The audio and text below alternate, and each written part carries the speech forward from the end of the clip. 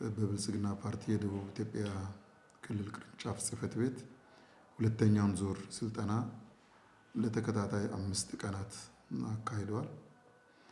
በዚህ ስልጠና ከ10 ዞኖች 3 ሪጂዮ ፖሊሲ ከተሞችና እንደዚሁም ከ5 የክልል ማዕከላት 781 ከፍተኛ እና መካከለኛ አመራሮች ተገኝተዋል።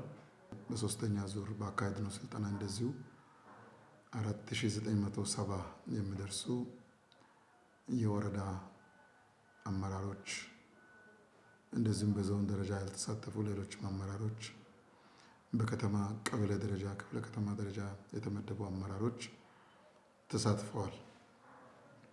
ይህ ስልጠና ከወትሮ ለየት የሚያደርገው በተለይ የመደመር እሳቤዎች በመንግስት አሰራር፣ በመንግስት አፈጻጸም፣ በመንግስት ፖሊሲ ላይ ያለው እይታ ምንድን ነው የሚለውን በደንብ አድርጎ የሚያሳይ ስልጠና ነው። 4 ርዕሶች ናቸው የቀረቡት። በመደመር መንግስት እይታ የግብርና እና ገጠር ልማት ትራንስፎርሜሽን፣ በመደመር መንግስት እይታ የቱሪዝም ልማት ዘርፍ፣ በመደመር መንግስት እይታ የኢንዱስትሪ ልማት ዘርፍ፣ በመደመር መንግስት እይታ የከተማ ልማት ዘርፍ። እነዚህ ሁሉም ዘርፎች በመደመር መንግስት እይታ የዘርፎች ውጤታማነት፣ የዘርፎች ከፍታ ምን መምሰል እንዳለበት የሚያሳይ እና በሀገሪቱ ከፍተኛ አመራሮች፣ ከፍተኛ ልምድ ብቃት ባላቸው አመራሮች የተሰጠ በቡድን ውይይትም ላይ ከፍተኛ ትኩረት ተሰጥቶት በከፍተኛ ዲሲፕሊን የተመራ ወደዚህም በሚመጣበት ጊዜ ተመሳሳይ ዲሲፕሊን ተከትሎ በሁለተኛው ዙር የተፈጸመ፣ በሶስተኛው ዙር በዞኖች ማዕከላትም በክልል ማዕከላትም ሲካሄድ ተመሳሳይ ዲሲፕሊን የነበረበት ጥራቱን የጠበቀ ሰው ሳያቆራርጥ ሳያረፍድ የተከታተለበት ስልጠና ነው። እንግዲህ የዘርፎች እምርታ በምንልበት ጊዜ ዘርፎች ካሉበት ነባራዊ ሁኔታ ተነስቶ የኢትዮጵያን ብልጽግና ማረጋገጥ በሚያስችል ሁኔታ መደራጀት፣ ማደግ፣ መመንደግ የሚያስችል ማለት ነው። ከፍተኛ ስኬት ማለት ነው እምርታ እንግዲህ። ስለዚህ ይሄ የመደመር መንግስት የዘርፎችን እምርታ ከማረጋገጥ አንጻር እይታው ምንድን ነው የሚለው በጣም ጠቃሚ ነው። የመደመር መንግስት እይታ ከመደመር ፍልስፍና የሚነሳ ስለሆነ ፖሊሲው የሀገራችን ነባራዊ ሁኔታ፣ ሀገራችን ያለችበት ከተጨባጭ ሁኔታ ተነስቶ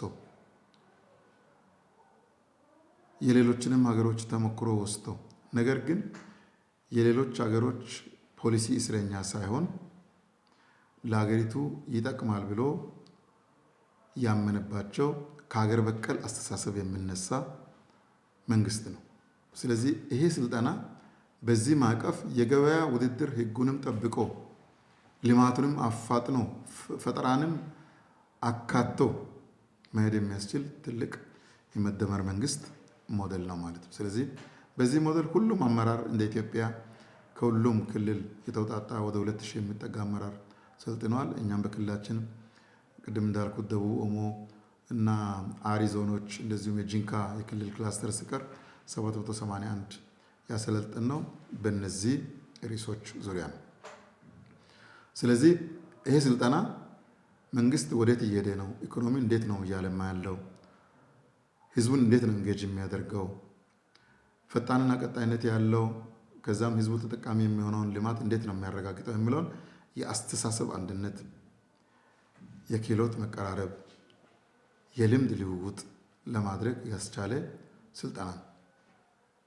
ስለዚህ ሁሉም ወደየ አካባቢ በሚሄድበት ጊዜ በአካባቢው ጸጋ በመተባበር ሞዴል እንዲፈጽም በሚያስችል መልኩ በክልል ደረጃ ስራ ላይ ውሏል ማለት ነው። ለምሳሌ በወላይታ ሶዶ ማዕከል በተደረገው ስልጠና ከነዚህ ከአራቱ ስልጠናዎች በተጨማሪ በሶዶ ከተማ ያለውን የወተት ሀብት ክላስተር አይተዋል። ክላስተር ነው።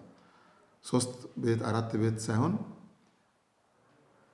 2 ቀበሌ የሚሆኑ 3 ቀበሌ የሚሆኑ አካባቢዎች እንዳለ በተሻሻሉ የላም ዝርያዎች በእነዚህ በለውጥ ዓመታት በስፋት ምርት የወተት ምርት ለከተማው ለገበያው እያቀረቡ ነው ያሉት። የተሻሻለ ቡና እየተመረተ ነው። የተሻሻለ ቴክኖሎጂ እየመጣ ነው። ለምሳሌ የወተት ከብት እርባታ ያላቸው ቤተሰቦች የባዮጋዝ አገልግሎት እየተጠቀሙ ነው ያሉት። ኢንፍራስትራክቸር እየተዘረጋ ነው ያለው። ኮሪደር ልማት ጎብኝተዋል። ኢንዱስትሪን ቦዲቲ ከተማ ላይ የውሃ ፋብሪካ ገብተዋል፣ ጎብኝተዋል። ኩታ ገጠም እርሻ ክላስተር እርሻ በአንድ ቦታ 41 ሄክታር የሚለማውን አይተዋል። ከቱሪዝም አንጻር በዚህ ከተማ አነስተኛ የቱሪዝም ማዕከል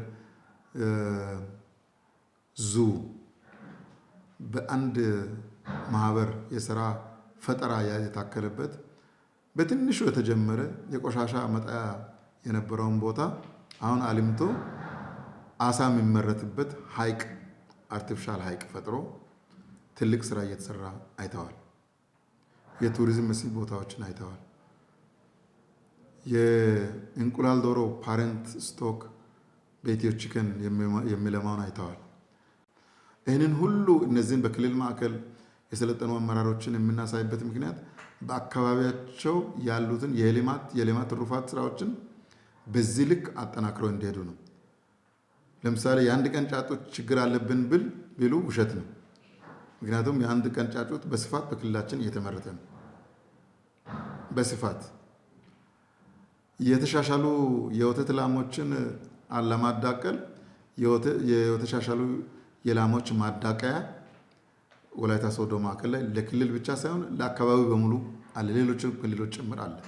ስለዚህ የሌማት ትሩፋትን ስለምናስፋፋበት፣ የቱሪዝም መዳረሻዎችን ስለምናስፋፋበት፣ ስለምናለማበት፣ የክላስተር ፋርሚንግን ስለምናሰፋበት፣ ከክፍል ትምህርት ባሻገር በተግባር ጭምር ክህሎት ያገኙበት ልምድ የወሰዱበት ስልጠና ነበር። ስለዚህ የሀገራችንን ብልጽግና ለማረጋገጥ አንድ አካባቢ የሚሰራ ልማት የሀገራችንን ብልጽግና ለማረጋገጥ በቂ ስላልሆነ ሁሉም አካባቢ የራሱ ጸጋ ስላለው ያን ጸጋ ደግሞ ወደ ውጤት መቀየር ስላለበት እያንዳንዱ አመራር ይሄንን ከፊት ሆኖ ህዝቡን አስተባብሮ የግሉን ሴክተር አስተባብሮ በመደመር መንግስት ሞዴል ምርትና ምርታማነትን በመፍጠንና በመፍጠር እንደዚሁም በመዝለል ጭምር ህዝቡን ጋር ሆኖ የህዝቡን የመልካም አስተዳደር ጥያቄዎችንም ጭምር እዛው ሳለ በመፍታት እንዲሄድ የተዘጋጀና አሁንም በአራተኛ ዙር ለዝቅተኛና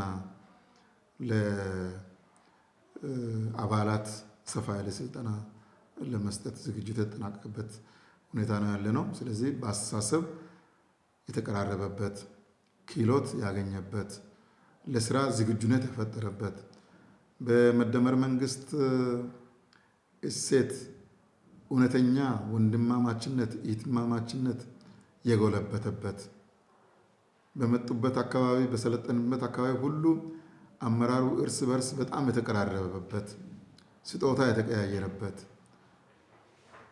ትልቅ ስልጠና ነው። በብልጽግና ፓርቲ ተጀምሮ አሁን ወደ አባላት እየሄደ ያለው ስልጠና